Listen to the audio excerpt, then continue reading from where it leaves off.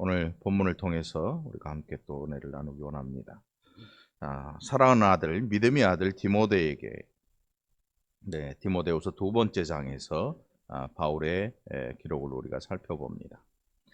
내 아들아, 그러므로 너는 그리스도 예수 안에 있는 은혜 가운데서 강하고, 여기 교회 보면 운동해가지고 몸을 만든 청년들도 가끔 있어요. 우리 교회는 없는 것 같아. 다 운동하기 싫어하는 분들만 모여가지고 공을 차기를 해. 뭐 나가서 겨우 공이라 그래봤자 탁구공 갖고 노는 게 전부인데. 그러다 보니 그나마 이제 제가 좀 근육이 되지요. 이 근육이 옛날에 여기 있었는데 이게 내려오더라고 밑으로. 강하고 뭐 강하다는 거 있잖아요. 강하다. 그래서 사람들이 강한 걸 굉장히 좋아합니다. 그래서 자신을 강하게 단련하는 사람들이 굉장히 많습니다. 오늘 이 본문 말씀에 보면 너는 그리스도 예수 안에서 있는 은혜 가운데서 강하고 이렇게 표현을 합니다. 도대체 예수 가운데서 어떻게 강할 수가 있을까?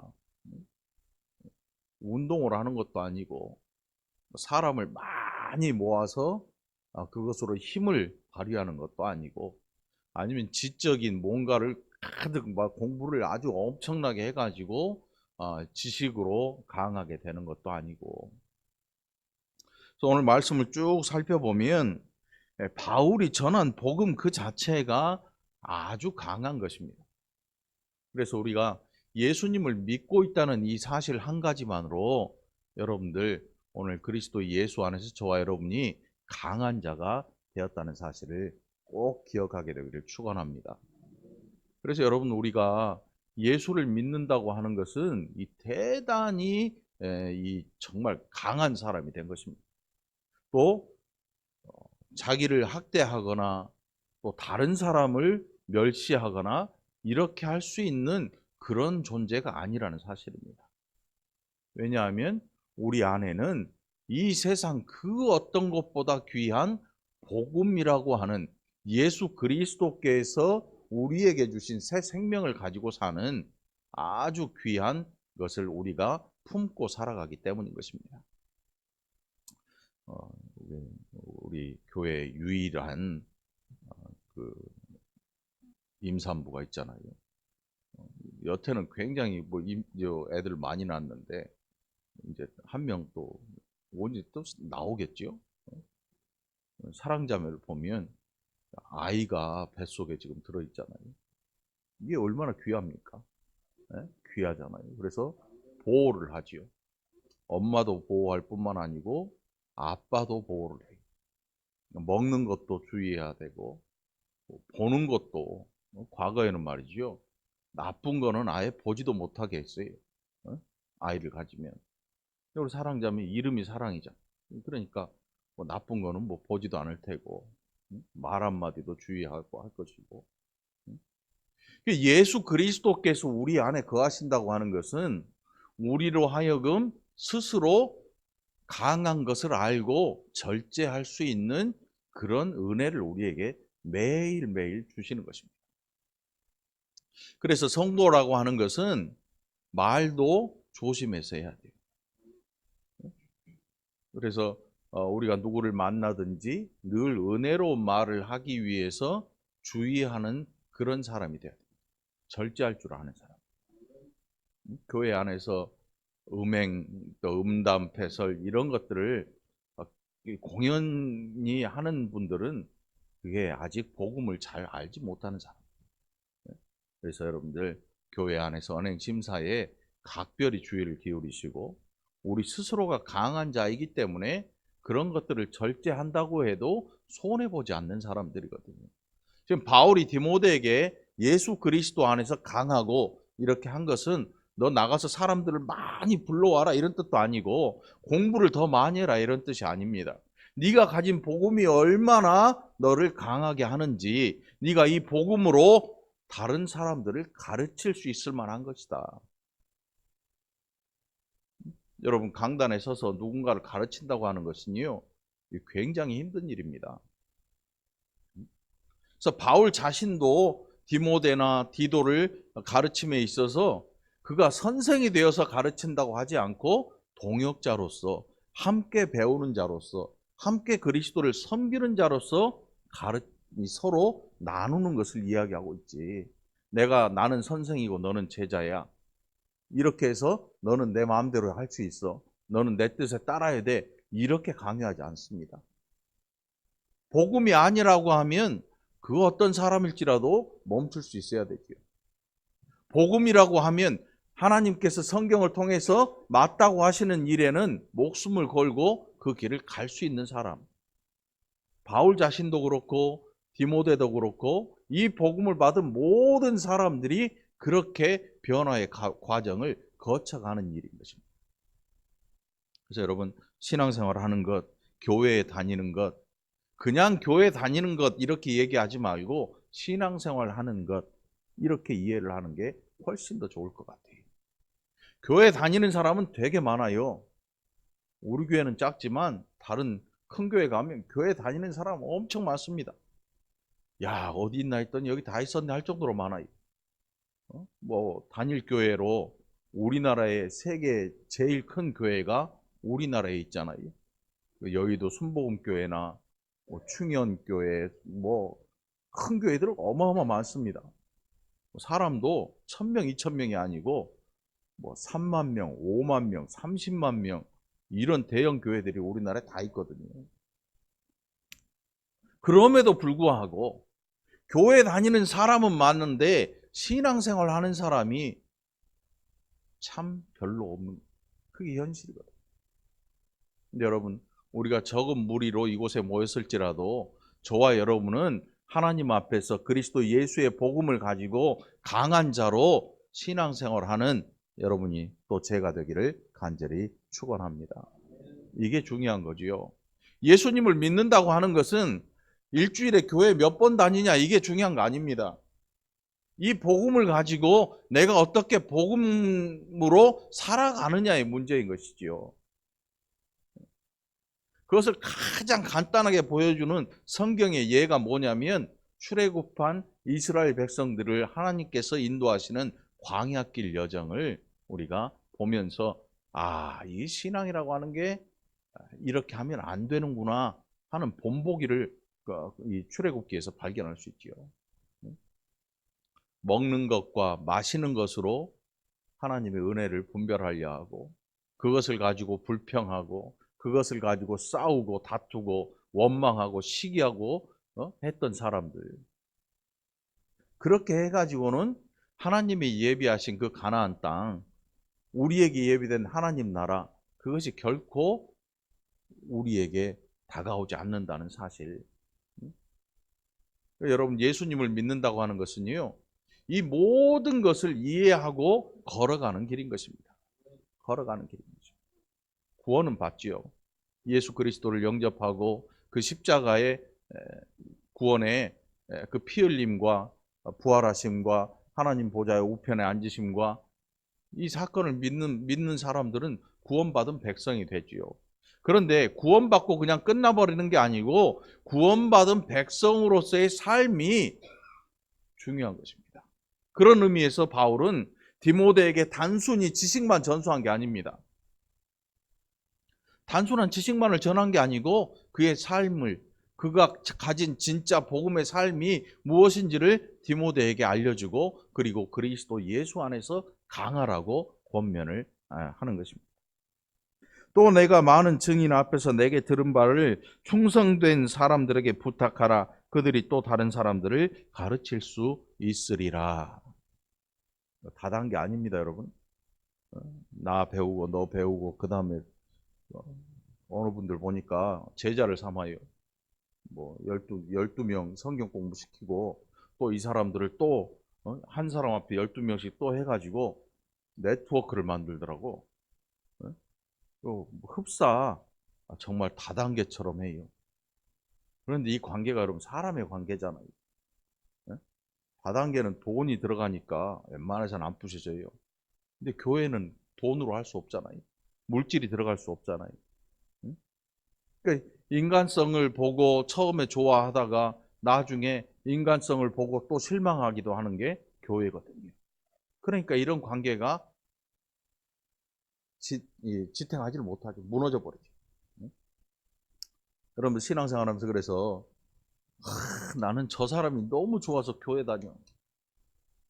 빨리 그 마음을 바꾸게 되기를 바랍니다. 사람 좋아서 교회를 다니면요, 그 사람 때문에 시험거리가 되고 그 사람 때문에 복음을 저버리게 됩니다. 우리 교회에 제가 좋아서 다니는 사람 한 명도 없어요.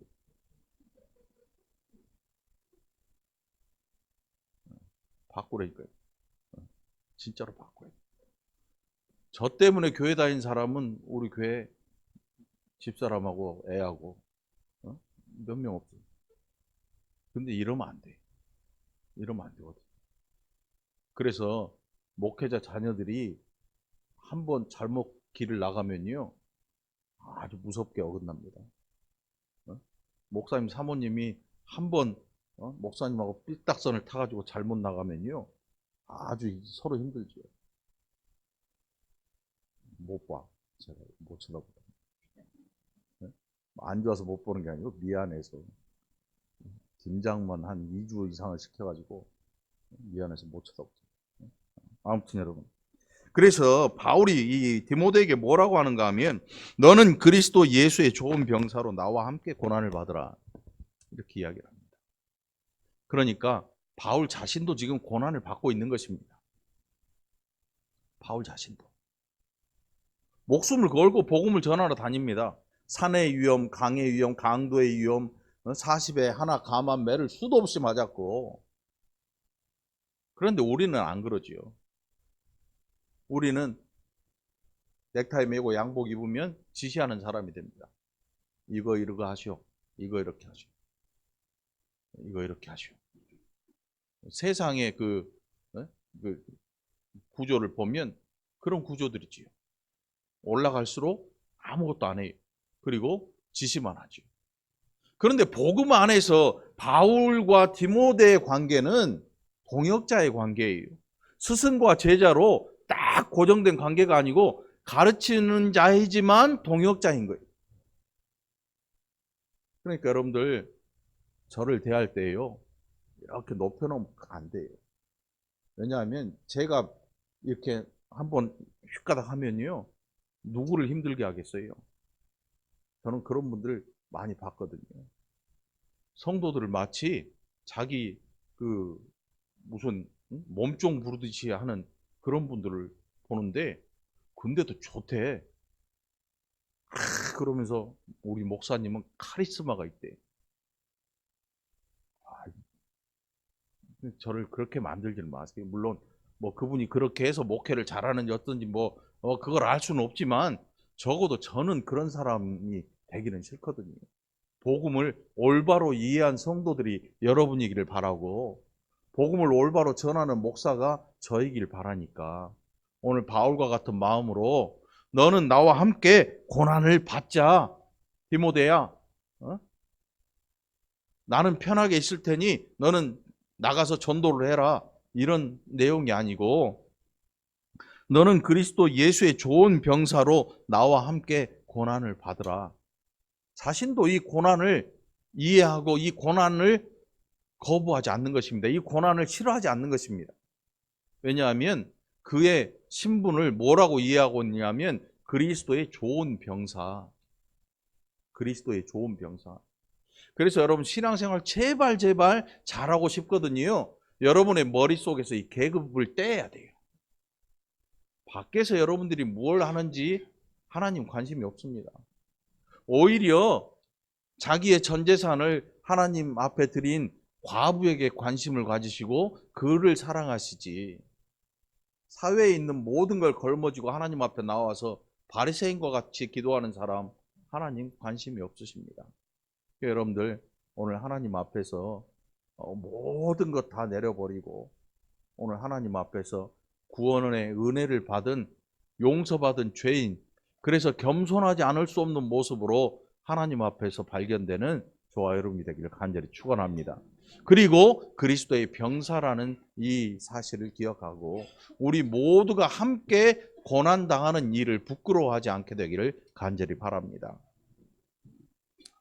병사로 복무하는 자가 생활에 얽매이는 자가 하나도 없나니 이는 병사로 모집한 자를 기쁘게 하려 함이라.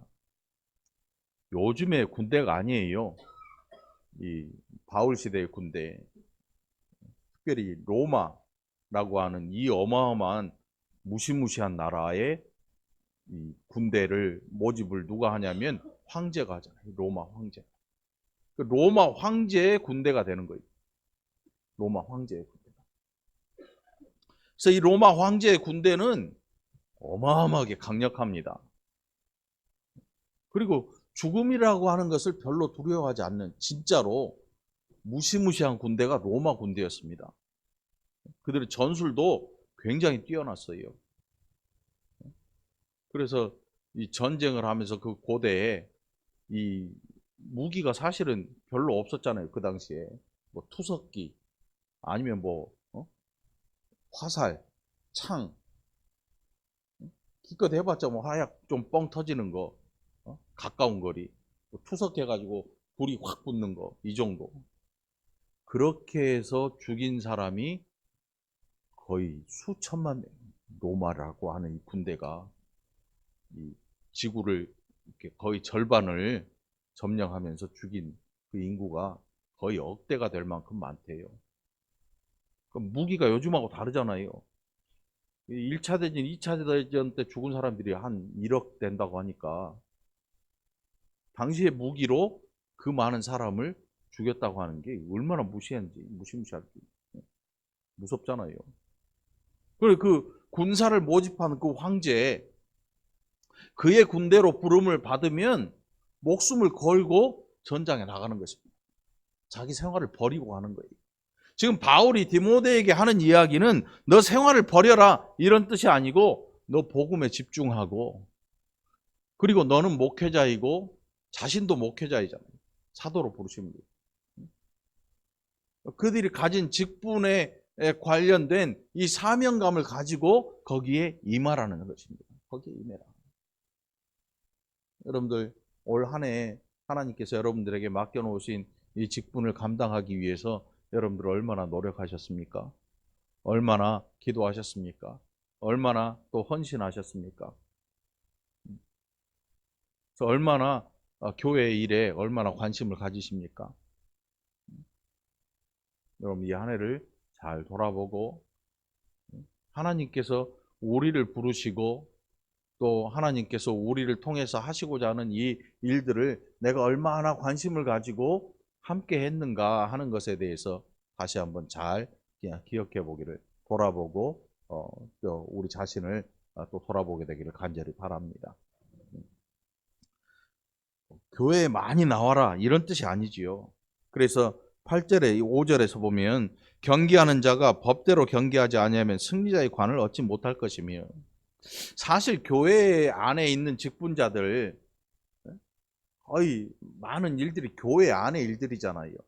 근데 바울이 하는 이야기는 너희가 교회 안에서 너희끼리 모여서 무언가를 하고 즐거움을 나누고 또 서로 칭찬하고 위로하고 격려해주고 또 맛있는 걸 나누고 하는 이런 또 뭐 일련의 행사들을 하면서 이런 것들만 이야기하는 게 아니고 오히려 바울은 이 복음을 들고 밖으로 나가라는 거예요. 밖으로. 복음을 가지고 밖에 나가서 복음을 가진 자로, 강한 자로 나가서 살아라. 이런 뜻을 합니다. 군사로 부르심을 입으면, 불림을 받아서 군사로 가면 옷이 달라지지요. 그리고 대적할 자가 있으면 대적하고, 삶이 달라지는 걸 이야기하는 거죠. 삶이 달라지는 거예요. 예수를 믿으면 삶이 달라지는 게 지극히 정상인 것입니다. 예수를 믿음에도 불구하고 아무것도 변하지 않고 언행심사에 생활에 달라지는 게 티끌만큼도 없다면 그는 아직 복음을 가진 사람이 아닌 것입니다. 여러분, 이거 대단히 중요한 이야기입니다. 그래서 교회 다니는 사람하고 예수 믿는 사람은 다른 것입니다. 교회 다니는 사람하고 예수 믿는 사람은 달라요. 예수 믿는 사람을 교회 다니는 사람으로 이야기할 수 있지만 교회만 다니는 사람을 예수 믿는다고 말할 수가 없는 것입니다. 그러니까 여러분, 교회만 다니는 사람이 되지 말고 예수를 제대로 믿는 저와 여러분이 되기를 간절히 축원합니다. 수고하는 농부가 곡식을 먼저 받는 것이 마땅하니라. 그래서 밖에 땀 흘려서 농사하는 그 농부는 당연히 그 수확을 거둬가지요. 거둬가. 당시에는 세금도 내고 너무 많은 걸 걷어가서 아무것도 없는 사람도 있었어요. 실제로. 교회 일을 하면서 여러분들 여기에 이 곡식을 먼저 받는 것이 마땅하다. 뭐 목사인 저를 뭐 일컫는 그런 내용이 아니고 은혜에 관한 이야기이지만 또 교회 안에서 일하는 사람들이 필요해서 교회의 것을 또 사용할 수 있는 그런 권리가 마땅히 있다는 거예요. 그런데 혹은 교회의 것을 너무 함부로 하지 말라는 이야기가 되는 것도 있죠. 제가 이 처음 개척해가지고 대야동에서 개척했을 때 언젠가 이야기를 한번 한 것 같은데 그때 애들이 어렸죠. 목사님들 친구 동기 목사님들도 굉장히 젊었어요. 저도 그때 뭐 30대 후반이었으니까 38, 뭐 9 그랬으니까 어느 날 전화가 와요.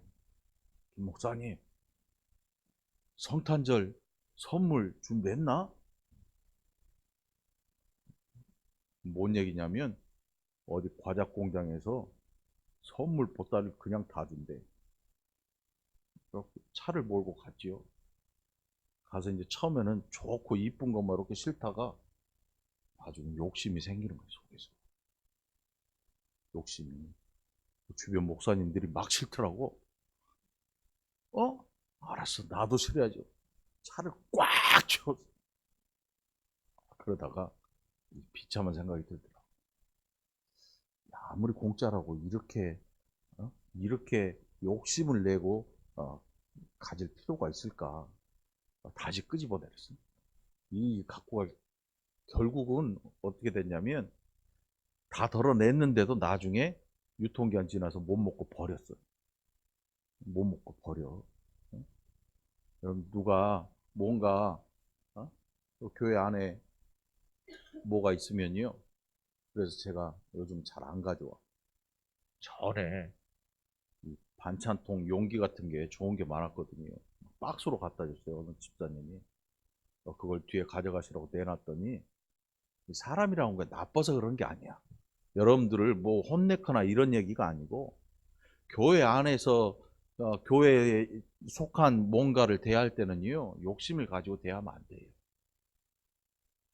하나 가져가던 분이 앞에서 2개 집어가니까 뒤에 사람 몇 개 집어갈 것 같아요? 이렇게 되는 거야.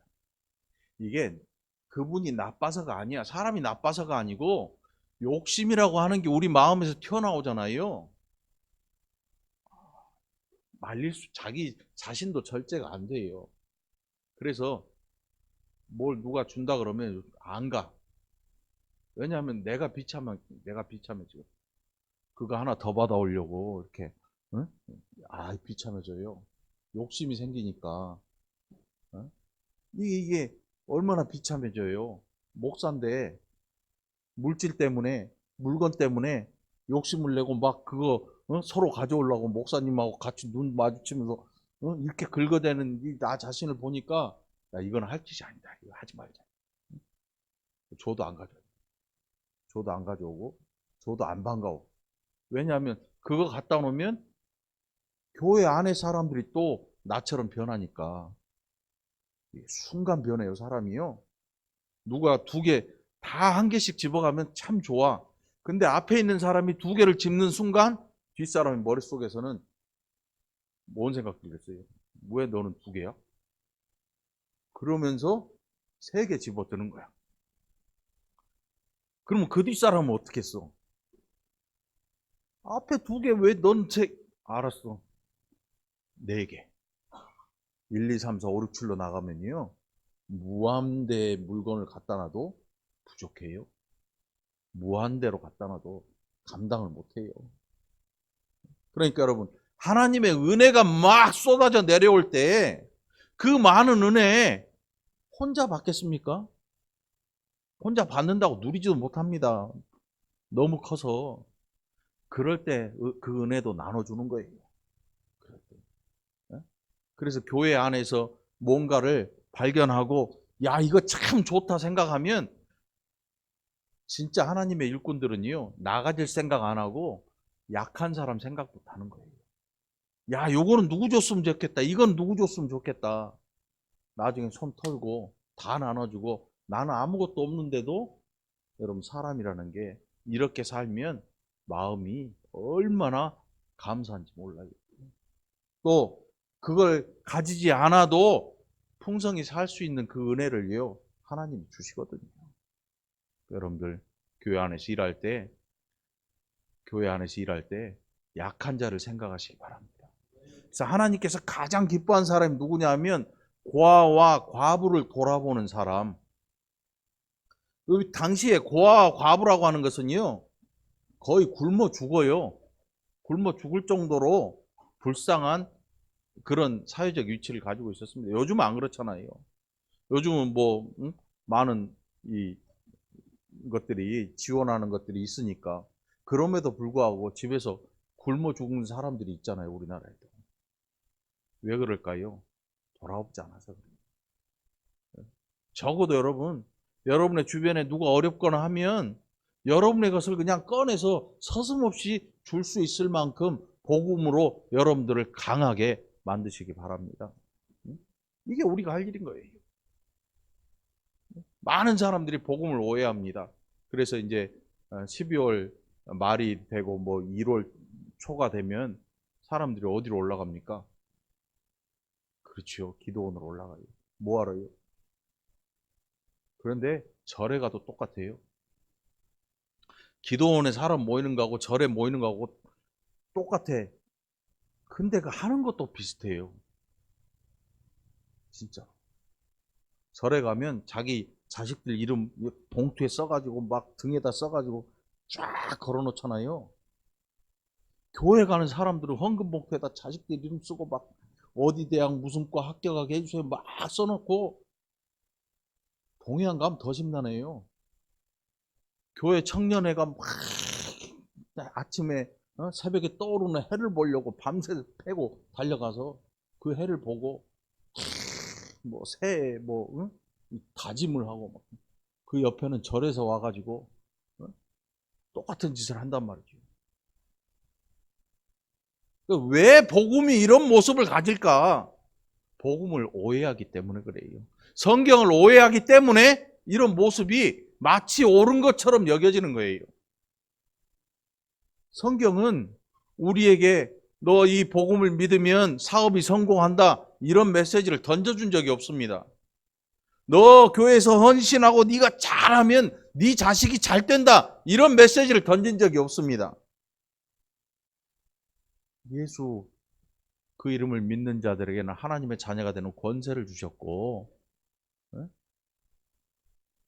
요한복음 3장 16절에서는 멸망치 않는다.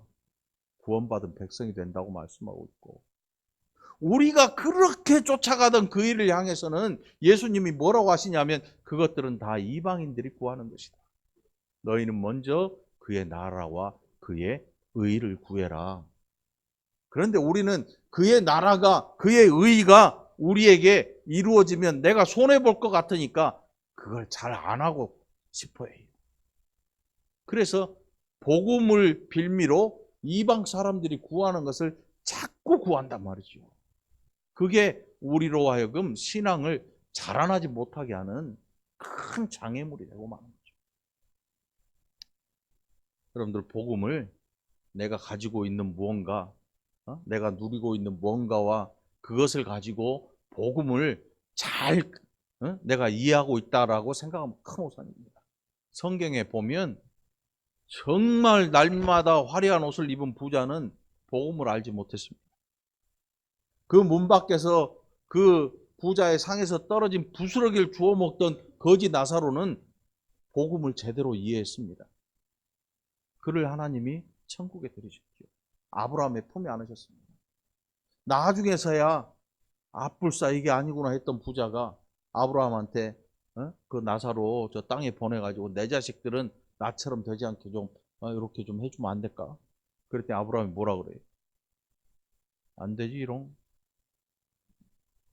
안 돼. 너와 나는 이 구렁을 건너갈 수가 없어. 후회해도 소용이 없는 거죠. 여러분, 복음을 다시 한번 이 진리를 진리다운 것으로 다시 한번 살펴보는 저와 여러분이 되기를 간절히 축원합니다. 이게 우리를 살립니다, 여러분. 우리를 살려요. 죽은 교회를 살리고 죽은 가정도 살리고 죽은 신앙도 살리는 게 뭐냐면 진리를 진리대로 알고 복음을 복음으로 제대로 알고 그것을 가지고 행하는 사람, 그 사람이 살아나는 것입니다. 이 나라의 교회가 이렇게 많은데 왜 교회가 자꾸 힘을 잃습니까?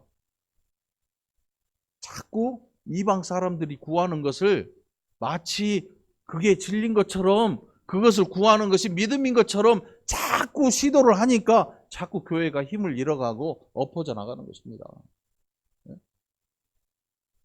오늘 재밌는 말씀이 있어요. 9절에 보니까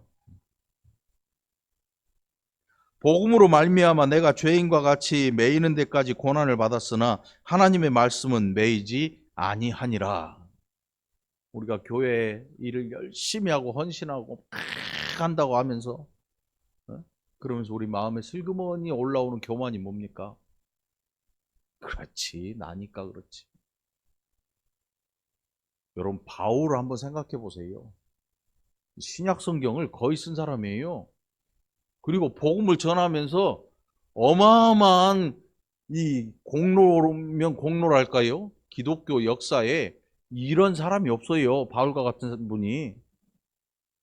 바울 같은 분이 없어요. 어마어마해요.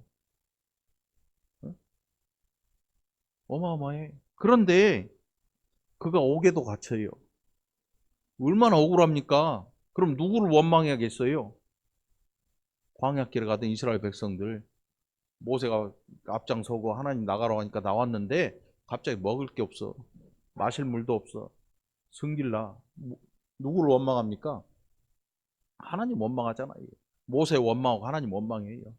바울이 원망한다면 누구를 원망해야겠습니까? 그런데 그가 옥에 갇혀서도 오히려 하나님을 찬양합니다. 왜냐하면 복음이 무엇인가 하는 것을 바울은 제대로 알아요. 우리 육신의 영달을 위한 복음이 아니라는 것을 바울은 알고 있습니다. 진짜 영광은 어디에서 차지하냐면 저 위에 하나님 나라, 하나님이 예비하신 저와 여러분의 그 나라에서 영원한 영광을 우리에게 베풀어 주실 게 바울의 눈에는 보여지고 아는 것입니다. 근데 세속적인 사람들이 이것을 자꾸 변개시킵니다. 그거보다 이게 더 먼저지 라고 자꾸 바꾸어 놓습니다. 세상에서도 좀 이렇게 좀 해야 되지 않겠어? 라고 그걸 자꾸 바꾸어 놓습니다. 그래서 복음이 빛을 잃어버린 것입니다. 바울이 옥에 매입니다. 얼마나 억울하고 얼마나 화납니까? 그런데 바울이 뭐라고 하냐면 나는 매이지만 하나님의 말씀은 매이지 않는다. 세상이 아무리 예수님을 잡아 죽이면 끝날 줄로 알았는데 예수님을 잡아 죽여서 장사했는데 그 예수님이 부활할 것을 아무도 몰랐습니다. 제자들도 이해 못했어요. 제자들조차도 그 일을 이해하려고 들지도 않고 메시아가 고난당하는 그 일에 대해서 관심조차도 없었습니다. 제자들도 그랬으니까 저와 여러분이 그런 것은 당연하겠죠. 그런데 예수님께서 찾아오십니다. 부활하신 후에 제자들을 찾아오셔서 말씀하시죠. 보고 알죠. 그리고 제자들이 성령을 통해서 변화되죠. 오늘 여러분의 심령의 변화를 위해서 오늘 성령의 충만함을 구하시는 저와 여러분 되기를 간절히 바랍니다. 이 마지막 2019년의 마지막 달에 하나님 세상 것이 충만했던 내 심령, 이제는 성령으로 충만하게 하셔서 하나님의 음성을 똑바로 이해할 수 있는 지각을 허락하옵소서. 지혜를 허락하여 주옵소서. 이렇게 그래서 변화되는 2020년이 되게 하옵소서.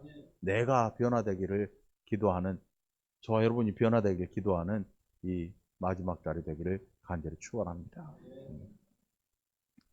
하나님의 말씀은 매이지 아니합니다. 우리가 막 방해하거나 누군가 세상 권력이 와서 막 방해한다고 해서 하나님의 일이 망할 것 같지 않아요? 절대 안 망하죠. 예수님이 죽으면 끝날 줄로 알았던 하나님 아버지의 그 은혜의 일이 더 확장이 됩니다. 바울을 죽이고 제자들을 다 잡아 죽이면 끝날 줄 알았던 이 복음 전파의 일이요, 죽이면 죽일수록 더 크게 뻗어나는 것입니다. 오늘 저와 여러분을 통해서도 하나님 역사하실 줄 믿으시고 이 일을 위해서 헌신하길 바랍니다. 그러므로 내가 택함 받은 자들을 위하여 모든 것을 참음은 그들도 그리스도 예수 안에 있는 구원을 영원한 영광과 함께 받게 하려 함이라. 바울이 원한 것은 그가 복음을 전한 그분들이 이 복음을 얻어가지고 사업을 성공하고 사업을 확장하고 많은 자식들이 잘 되고 하는 이런 세속적인 일이 아니라 그들이 그리스도의 고난에 함께 참여할 뿐만 아니라 그리스도 예수 안에 있는 구원을 영원한 영광과 함께 받게 하려 함이라. 그러니까 이게 이 땅에서 보이는 일이 아님에도 불구하고 바울은 저 하늘에 속한 일이 그 영광이 어떤 것인 줄을 알기에 이거를 전하지 않을 수가 없는 것입니다. 오늘 여러분들이 받은 이 복음으로 인해서 여러분이 속한 여러분의 가문들이 이 놀라운 은혜를 받게 되기를 축원합니다. 여러분과 함께 한 가정에 속해 있는 아직 예수님을 알지 못하는 누군가가 이 엄청난 일을 알게 되고 이 엄청난 복을 얻는 이 일을 위해서 기도하게 되기를 간절히 축원합니다.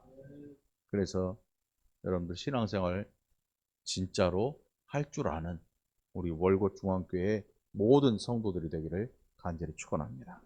기도합시다.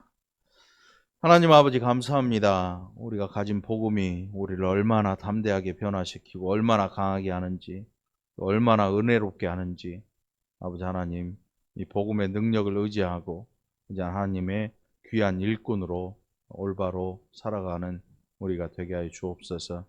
이 한 해의 끝자락에 하나님 귀한 은혜 우리에게 얼마나 주셨는지 돌아보고 감사하며 또 이 은혜로 다가오는 한 해를 맞이하고 준비할 줄 아는 복된 백성들 되게 하여 주옵소서. 감사드리옵고 예수님 이름으로 간절히 기도옵나이다. 아멘.